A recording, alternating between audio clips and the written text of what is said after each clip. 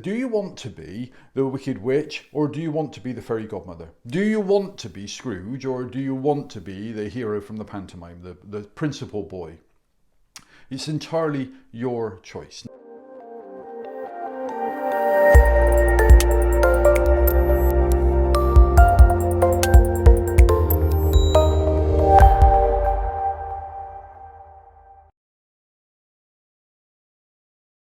Hello. I just wanted to take a couple of moments just on this lead up to Christmas, just to be able to have a quick chat with you about it. In my speaking events and my one-to-one sessions as a hypnotherapist, I'm coming across a common theme. Not with everybody, not by the vast majority, but there are a good number of people who are saying, oh, I hate Christmas, I absolutely dread it, it's a nightmare. But I'm here to tell you it doesn't have to be. The reason I'm making that point is because there are a number of things you can do to be able to improve your Christmas. Now, before I go any further, I fully appreciate there are going to be people out there who don't look forward to Christmas because of something like a family loss or a friend or a family not being close as they should be at Christmas. And I get that. So please don't think for 1 minute that there is going to be no reason at all for anybody not to like Christmas. But the point I'm making is even in those situations, you can improve that feeling. So the point is that do you want to be the Wicked Witch, or do you want to be the Fairy Godmother? Do you want to be Scrooge, or do you want to be the hero from the pantomime, the principal boy? It's entirely your choice. Now, that sounds judgmental, but let me just explain why that might be. Your brain knows no difference between imagination and reality.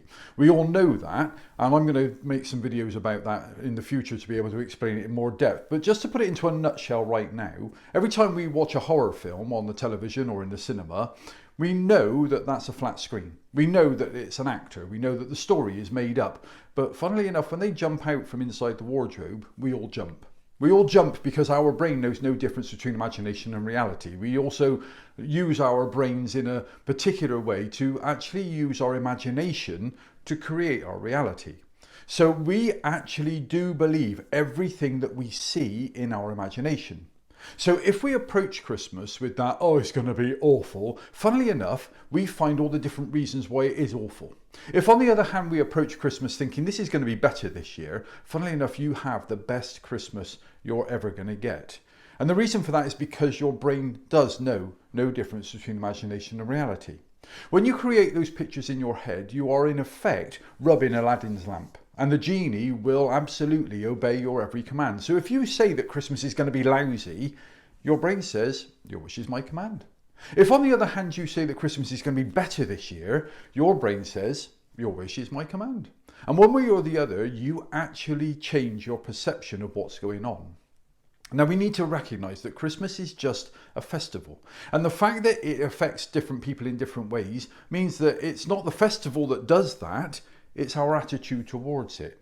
We know that there will be people who don't have nearly as much food, nearly as much money to spend on presents or gifts, or nearly as much company, and they will enjoy Christmas more than some people that have got food coming out of their ears, literally, that more money to spend on presents than you can imagine, and so many people in the house they can barely move.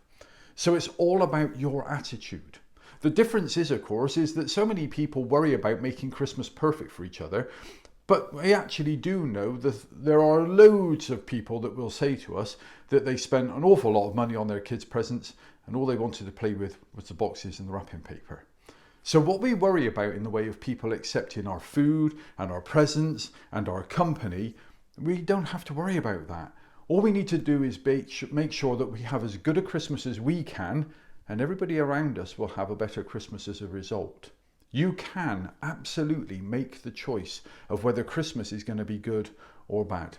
And whether you're religious or not, it doesn't matter. What we do know is that Christmas is based around that first Christmas that we're told in the Nativity story.